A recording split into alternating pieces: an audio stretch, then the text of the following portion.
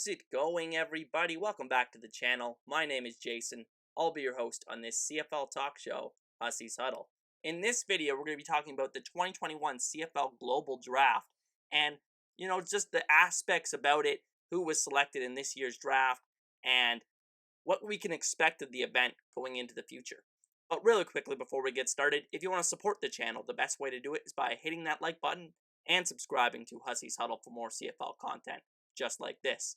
I would greatly appreciate it. And with that said, let's get started. So first, before we get into it, let's talk a bit about the draft itself, because I don't think a lot of people watching this will be completely aware of all the parameters and how this process came about in the last few years. So the global draft is one of the key components of the CFL's 2.0 vision explained by Commissioner Randy Ambrosie in 2018, in which the league strives to become more of a globally followed league that draws interest from around the world. A few years ago, the league signed all these partnership agreements with various other football leagues, and that's kind of how the ball started rolling in terms of the draft process. The first global draft took place in 2019, with the league during that season creating roster provisions similar to the one that you'll see in the Canadian Football League for Canadian players on rosters. So during that one season that we have seen this in place to date, each team was required to have 2 global players on their roster, though none of those players were guaranteed a starting spot in the lineup. I think we may have seen one global player, start a game during the 2019 CFL season, so it doesn't have that big of a footprint in the league as of yet. What's different this year from an eligibility standpoint was that the league in 2019 had a separate Mexican League draft, and this time those players were added to the global draft pool, and so it's just one big event now instead of 2 different drafts for the Mexican League and the global draft. Speaking further about eligibility, essentially any player that has citizenship outside of Canada and the United States can apply for the draft, meaning players from all over the world are selected as part of this event. And with that said, let's meet the 2021 CFL Global Draft class by the numbers. So there were 18 different countries that were represented by selections in this year's draft, such as Australia, who led the draft with 7 selections. And then you got countries like Bahamas, South Africa, places from all over the world, China, Japan. All of these countries have had players submit their names into the draft, and the lucky few got selected in this year's class. Then you look at by position. No surprise, there were no quarterbacks selected in this year's draft. That's been a common problem. Anybody outside of American quarterbacks in the league, there haven't been many Canadian quarterbacks in the league either. So it's no surprise that there have been no quarterbacks selected in the global draft here. Running backs, there were a couple selections. Receivers, a couple selections. I think receiver was a very popular position to be picked in the 2019 global draft, but not as much here. Offensive line, maybe that number is a bit low in terms of 4 out of the 36 selections. That's kind of surprising to me. And then you look at it, it's mostly it's a pretty defensive heavy draft, but then you look at the bottom here. Look how many kickers and punters were selected in this year's draft. Out of only 36 picks, remember, there was only 4 rounds of 9 picks, and 11 of those picks are either a kicker or a punter. So that really tells you about what the CFL teams thought of the talent at that position in this year's class. And that leads me into my main takeaways from this year's draft. And the first one is, holy punters. My first thought when I was tracking the draft yesterday, and I'm definitely not the only one who felt this, was I've never seen so many punters drafted in my life. This is no slight to punters, by the way.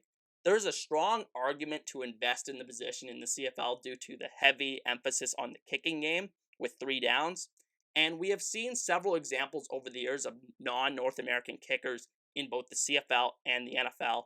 In particular, former Aussie Rules football players have been pretty successful in translating to American football. Overall, as we just mentioned, 7 punters in total were selected, but of those, 4 came in the first round. Just mind-blowing stuff, man. And then my next main takeaway is only 9 of the 36 selections came on the offensive side of the ball. We are very early into the history of this draft, with this only being the 2nd edition ever, so we don't really have a lot of data to go off of here. However, one concern I've always been wary about when it comes to this process is the lack of opportunities at glamorous positions for global players in the CFL. Casual football fans are much more likely to latch onto players at marquee positions that have the ball in their hands, like a receiver, running back, and especially the quarterback position. My fear is that this global strategy deployed by the CFL won't ever realize its potential in reaching a wider global audience without stars breaking through at those positions. It's a similar problem to the one I discussed in a video a few months back about the lack of a Canadian quarterback in the CFL. That's just some food for thought considering the lack of relative offensive skill players selected in this draft class. And the third point I want to make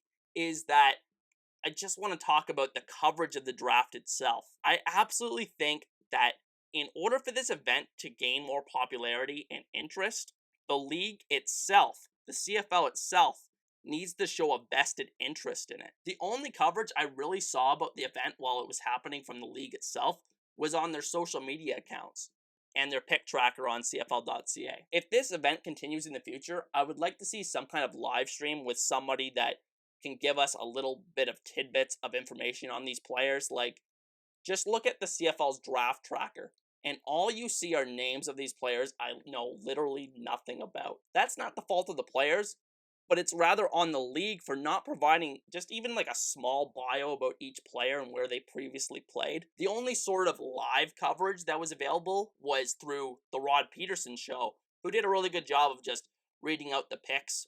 They didn't have to do this. This wasn't something that they previously planned. They just kind of decided to do it on the fly because there really wasn't any live coverage out there.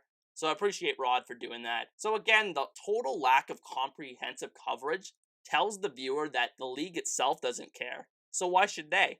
That's just my point here. But anyway, I figured I'd close off today by talking about a few of the draft selections who I could find information on. The one player that was selected in this draft who I actually had some prior knowledge of was Kari Vedvik of Norway, who actually has been on several NFL practice rosters since going undrafted in 2018. For me personally, I remember him competing for the Bills' kicking job in advance of the 2020 season. One interesting thing about Vedvik is that at the NFL level, at least in the preseason, he showed capabilities as both being a place kicker and a punter, something that has been known to be valuable at the CFL level. So that's just something to keep an eye on as he presumably tries to make a career for himself in the CFL. The next is offensive lineman Steven Nielsen out of Denmark. The second player selected in this year's draft, Nielsen played 3 years at Eastern Michigan, becoming an anchor at both tackle and guard. That NCAA experience certainly gave Nielsen a pedigree within this class, and he adds to it a very exciting and interesting group for Edmonton up front. So I'm really excited to follow his development as he goes forward in the CFL. He really has the prototypical size, so I'm really excited to see if he can find a way to crack into the lineup at any point in his career in Edmonton. The last player I want to cover a bit is another player that played in the NCAA, and that is Tyron Vrede of the Netherlands. And I'm sorry about the mispronunciation of names. It's not my strong suit, but I'm trying my best over here, guys. Vrede played at the University of North Dakota until 2019, racking up 33 total tackles and 1.5 sacks in his senior season. Like a number of players in this class, he was the only player hailing from his country that was selected, and so he will look to put the Netherlands on the CFL radar as he goes forward in his football career. And with that said, that is going to be a wrap for the 2021 CFL Global Draft, and I would love to hear your thoughts about this draft or things related to the annual event in general down in the comments section. Personally, I think if the league continues to pursue this in the future, it really needs to find ways to get these global players into prominent positions on the field in order for the league to actually gain a footprint in these global markets. But with that said, I'd like to thank you guys all for watching. Once again, my name is Jason. If this is your first time visiting the channel and you are a fan of the CFL or would like to learn more about it, this is the place for it. So consider liking, subscribing, or sharing the video with a friend to show your support. And with those things said, I'll catch you guys next time. Peace.